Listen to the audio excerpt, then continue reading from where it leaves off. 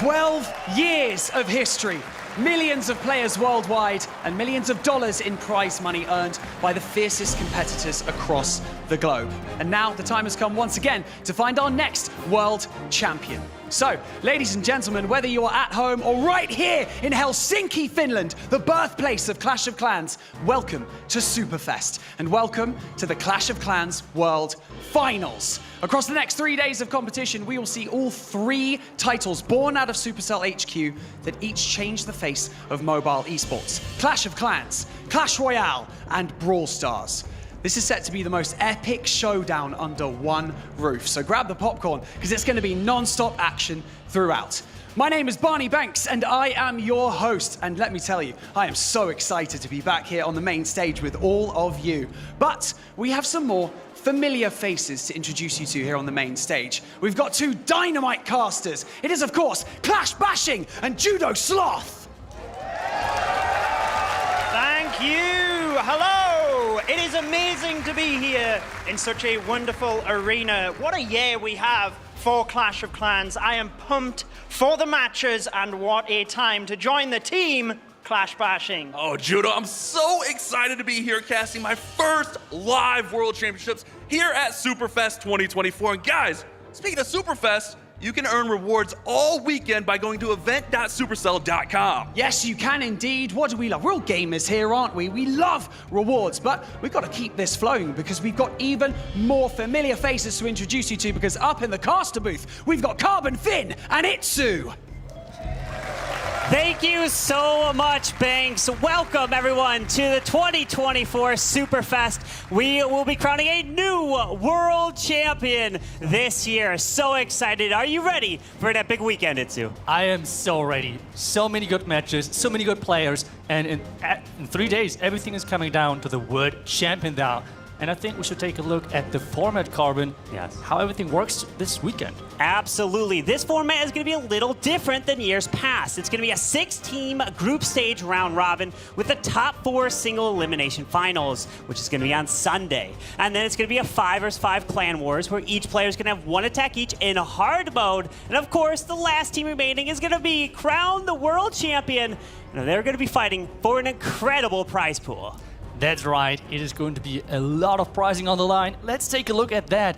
The first seed is crowned the world champion and is going to get $300,000, while the 5th and 6th seed is going to get $60,000, a total of $1 million prize pool. That is a lot for those teams on the line. Wow, a lot of money that they're going to be fighting for. But of course, let's take a look at the teams that are going to be competing this weekend. Well, day 1 today, we're going to have 3 teams. With the first match going to be Synchronic taking on Na'Vi, and of course, M.T.F.Y will be playing in the next. Tomorrow, we're going to have Stanima Esports taking on Milliseam MG, and Tribe Gaming will be playing as well. And then day 3, that's the single elimination finals, where we're going to have 2 semifinals, and then the one and done grand finals there, Itsu.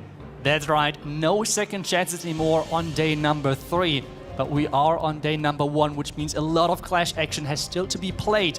And I think we should take a look at the predictions so far for the first day, which we have.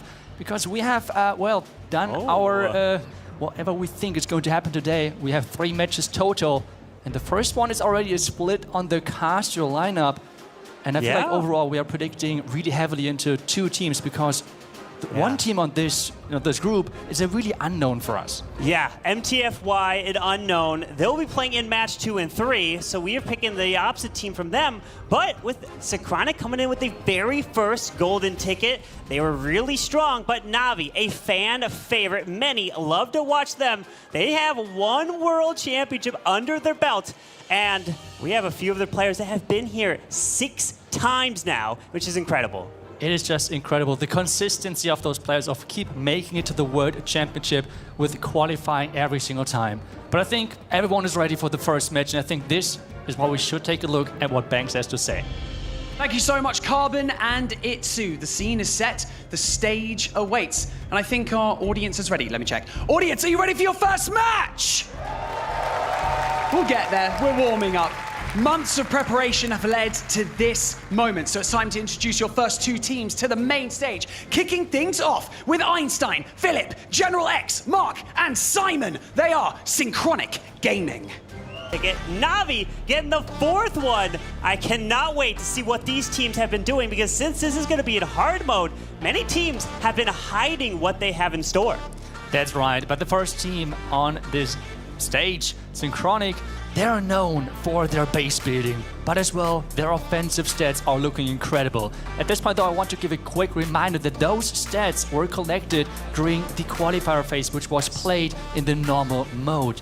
This one is completely different. It is the hard mode. It is the biggest challenge right now in the game, and this is what they're going to play on. Yeah. And we'll somehow try to get as many 3-stars as possible. They are going to try their absolute best. And with hard mode, many of these stats have decreased significantly. They were hitting at about 100% hit rate. They were going for time since that was the previous meta.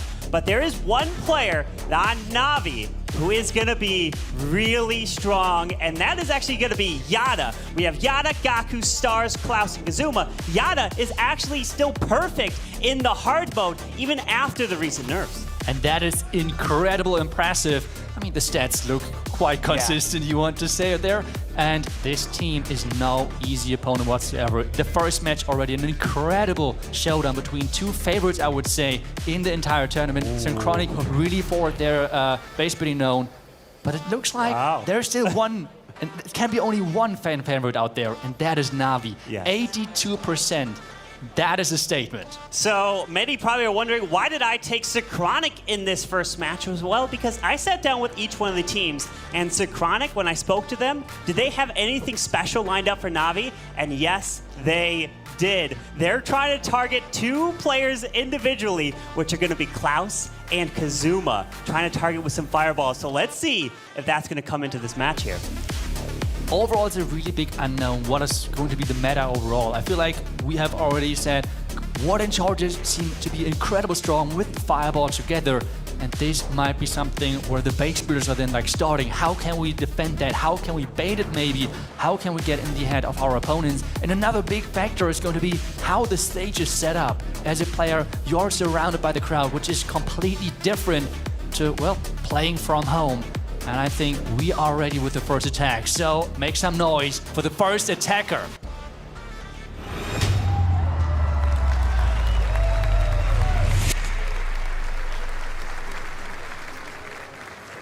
And Gaku is looking to take this one here. We're going to have Na'Vi coming in with the very first attack. And here we go. It looks like we've got some rocket loons. And we have some invis. Ooh, fireballs. Okay, when I did speak with Synchronic, they wanted some players to come in with fireballs. And this is exactly what we are seeing here today. And let's see if Gaku does not get trapped for anything. And remember, if you're thinking about doing those strategies as well at home, he is going to bring 2 earthquakes because he has to bring that. The equipments are capped. Common equipments on level 15, the epic ones on level 21, which means with the fireball, you have to bring 2 earthquakes to take down those key defenses, which he has done nice in the beginning. And he's really trying to have a surgical approach with his heroes. The Warden's charging, the Queen is opening from the top side, and then he's going to see where he can support with those rocket loons. Yeah, as that Warden's going to continue his way to the left, the Queen is taking her time up to the top side. Baby Dragon now joining in with the Warden to help try to set that funnel to push him into that multi-target Inferno. Finds a Seeking Air Mine, so now trying to play some rocket loons to test for some traps, as the Flame Flinger is still looking fantastic, while the King is going to tank that Ground Expo. Yeah, and take a look at that. The King really nicely timed, as you said. The Rocket Spear with the Royal Champion now coming from the top to take down that Inferno Tower. There are some Tesla which are going to delay that Royal Champion. A Skeleton Trap to delay things even further. And now Royal Champion has to fight for her life. She has to somehow take to the monolith. That would be amazing.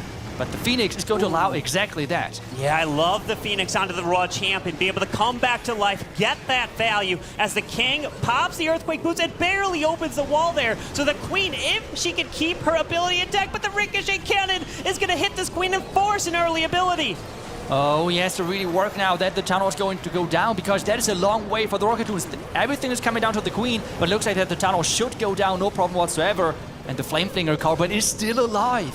Yeah, that Flame Flinger's about to open up pretty soon. Healer's now flying across to that Warden. He's staying on his own. Rocket Loons now all coming down at the same time into the Eagle, dropping some skeleton spells because we have Air Expos at the bottom side. Gaku is celebrating, and a fantastic 3-star to start. That was an incredible attack, and as well something we see now. The attacks are going to be more controlled. I feel like especially the first one are not going to be impacted by time whatsoever. It's all about getting those early 3-stars, putting up the pressure on the other team, especially if that team is known for their defense. And Gaku is doing exactly what he had to do in that position and is delivering yet again. The experience pays off.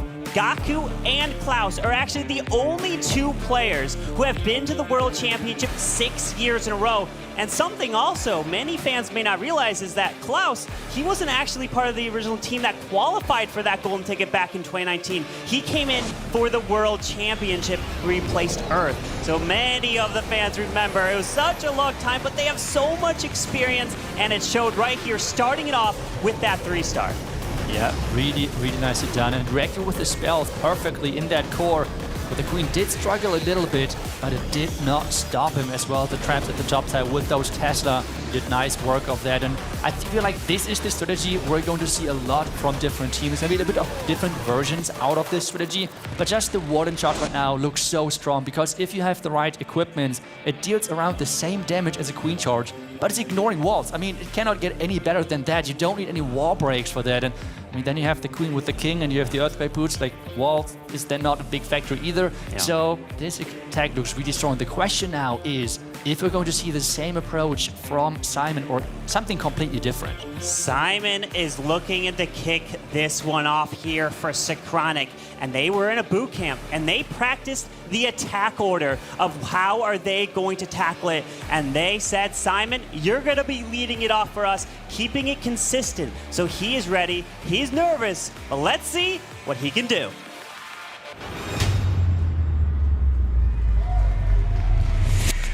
I think nervous is a really good call, because it is just so different attacking on stage, and we have a lot of young players on this roster, a lot of players who might do this for the first time, and we have the experience on the other side. You said how important that can be.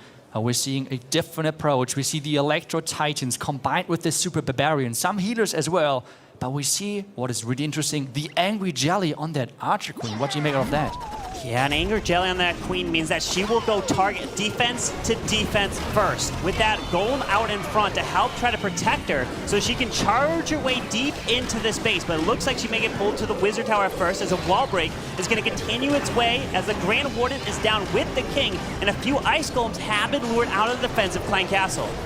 Using now the Super Baron behind the Queen, because remember, she did not funnel that part of the base because she's only taking those defenses, and he's going straight into that Town Hall. With the Rage Tower on the back end, there's going to be so much damage, but going through the Town Hall means that you're forcing that Warden ability early. The Valkyries from the Siege Barracks are going to reinforce now this main push into the base. This is going to be a heavy push going further, because the tower just exploded. Take a look at that, Carbon. Look at the Valkyries that came out of the Siege Barracks, were able to help assist, and there's the Earthquake Boots of the King to completely open up the core of this base, as the Queen ability is now utilized and still has the RC ability as he continues this push. And look at the Valks, they just won't die, they keep getting value. They keep getting value, keep spinning with the Eagle on the back end. That's a really surprising approach going to the Town Hall. He just did not care about that whatsoever. The Queens at this point is 3 Archer Queens non-stop going for different buildings. Now they're doing what they can do best, going for walls, but this is going to be the first 3-star for Synchronic. And the crowd is loving it. Loving it indeed. Simon coming in with the pressure. I saw him walking around backstage. He was all by himself. He was nervous, taking it all in. And I talked to him. I was like, Simon, just take a deep breath. It's a once-in-a-lifetime opportunity, and he took advantage of this, and he delivers. Now he can try to help his teammates out and help them plan, help them scout, and get any last-minute preparations in. And especially getting those early 3-stars in is such a relief for the rest of the team as well, because it is not just pressure off the player, it is pressure off the team, which is a huge deal. But there's now, we're going to twist the sides again, which means it's back to Na'Vi, and they are up next. And they have shown the fireball. You have said that maybe there were some tricks on the side of Synchronic base bidding wise, which we might expect or might not expect. So are they going to bring it again? Are they going to do different approaches? Yeah. That's the question. If Na'Vi keeps bringing fireballs, that's where I can start to get nervous, because this is exactly what Synchronic was trying to do. Force fireballs, because they have some traps up their sleeves for it. So all you need is one defense if you're able to get a perfect war. Because a lot of these pros think that it's going to be perfect for like 15, 14, a very high scoring wars. So now the next attacker there, we're going to have Yata. He's going to attack next. And many of these players have family, friends watching from home, watching from in this arena. But I asked Yata, and he said that he didn't let anyone know that he's here. He's here and ready to go. So Yata, let's see what you can do.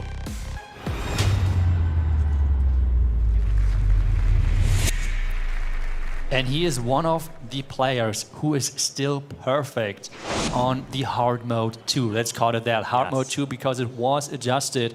And we're going to see Super Witches. Such a powerful strategy. He's going to bring the healers in this one with quite a few additional troops to support his main push. He has as well one droid, which he can add into the mix as well if he's encountering a lot of damage at one point. But as well, doing that one war for quite some time, which is the power of the healers, that you can do exactly that to get the fireball a little bit deeper into the base. And another reason why Yata has been so strong is because he really comes in towards the end. So him attacking in the second position is kind of not normal. He usually kind of has come in the fourth position a lot. So let's see what he can do, since his attacks were on the slower end. And Super Witches, they can be on the slower end as well, but your first focus is getting that 3-star, as the Queen was now placed to the far left side, setting up the funnel. We have Super Witches, and typically we're going to see the King paired in with them, so when you pop a King ability, it can get so much value. And that wall break barely worked. I mean, that was so close. He's now using another one to get further inside. He has to reset the Expo because that Expo was locked onto the Archqueen, and he did not want to use the ability that early just yet. And he's slowly making his way towards the core. And remember, he has to delay that Barbarian King for the Earthquake Boots, because that has to open towards the Town Hall. And the Monolith! With that freeze to help stop the damage onto his King, as the Queen, she comes back around, so she can actually join into the core of the space now as the Warden ability has gone off. But these Ice Golems are going to slow him down tremendously, as he has to keep this King ability left so it can open up the backside. It looks like it's forced there, and it does not open up into the Town Hall. Oh no, and take a look at that. At the Archer Queen building on the defensive side, there is an opening, which means all of the troops might now walk around the Town Hall. He's trying to reinforce at the top side with the Royal Champion to push his troops into that Town Hall direction. But this is a problem for him. The troops avoiding the Town Hall for now. The Royal Champion trying her best to push them back. The Super Minions got the enemy Queen to the bottom side. He needs to get this Town Hall, as the Royal Champion still has her ability. There was a Rocket Spear in there. Has the Sinking Shield skip across, so this Rocket Spear could be clutch, but it has to get a few shots off on the defending King. So those shots were wasted, as a few now are locking on the Town Hall. Hopefully she can take it out, and pairs in a freeze, and yes! The Town Hall goes down! But the tech is still having to 3-star. That's the name of the game right now for those teams, and he's struggling with that Town Hall poison. It's slowing him down so much. Only 30 seconds left, Corbin. Oh man, the multi is still up, but the Phoenix is trying its best to take that down. Only 23 seconds remaining, as the Queen's already burned her ability. One super wall breaker left, and Synchronic, all they were hoping for is to get one defense, and it looks like the one defense is coming against the player who has been perfect in hard mode. Wow, unfortunately for Yata, not able to deliver. That was the second attack from Na'Vi, and it's gonna be pretty much a time fail there. It is indeed. The core was left standing. The multi-front tower stayed alive. The remaining defenses were knocked down in time. And really, the Earthquake Boots are so powerful. But if you cannot get the King close enough to the wall which you want to open, it is just so punishing. And that was really the problem for him. Having to go through this one extra wall has cost him a lot. And the Ice Golems helping slow things down made a huge difference from the defensive clan castle. So a 94% there for Yata, but it's not over. So many more attacks still to come in. And these players, when asked when do they get most nervous in an attack, some say backstage when they're about to walk on, or some literally right before they click the attack button. Pay close attention to the camera, or if you're in the arena, look really close at their hands. They may be shaking because they're waiting for a green light to pop up in front of them, so that tells them when they're ready to attack. And that is a lot of pressure on the players. And we have heard from different teams that they feel like Synchronic might be the team which is affected the most by pressure in general. And this is really where they have to concentrate, somehow get off the nerves. But we are ready with the next attack. So let's not wait. Let's go in.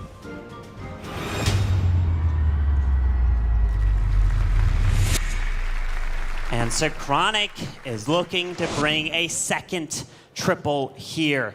And we have Marc. He's coming in with some Super Barbarians. We don't have a Fireball here, a handful of healers, and starting off with that Siege Barracks off to the left side. We have an Ice Golem out in front of that Queen to the bottom, wall breaking open into the Monolith, so we can get the value, continue to push this way through, but look at that Town Hall on the complete opposite side of this base. That's right, complete opposite side indeed, and they're going in with the same approach as the one which they just did in the first attack. They just switched around some pets, for example, no Angry Jelly on this one, and interestingly enough, they're using the Yak on the Warden to make sure that they don't have the same problem which just Yata had. They're not going to be stuck on any walls because that Yak is going to help quite a bit. That pet's going to push through anything right there in the core, and now the Rage Towers are unloaded. So much damage right there, Colin. A lot of damage, and I counted 3 Ice Golems, so that's going to be 3 defensive freeze spells essentially going off, slowing him down as he needs to continue his way through to the Town Hall, and I think there is just one little wall opening leading to the Town Hall over there next to that single target Inferno, as he does invest that invis for the World Champ, as their ability did go up, does take out the Ground Expo, but now he's making his way towards this Town Hall as a Queen. She's pathing away all the way around. It's looking pretty good as long as this Town Hall go down, and it does! Look at that. The Titans just don't go down. We have all 3 Electro Titans still alive. They're just so tanky. And he's protecting those healers at all costs with the one together. They just cannot go down. And this seems to be the name of the game for Synchronic so far. They have prepared this strategy to really use it on those bases with small adjustments. Yeah. And it worked wonders so far for them. Fantastic job there. They are looking good. They were the first team to get a golden ticket, so many people may thought, well, hey, have you just been so long? Maybe you're not prepared for it because it's been a lot of off time, because General X said they did.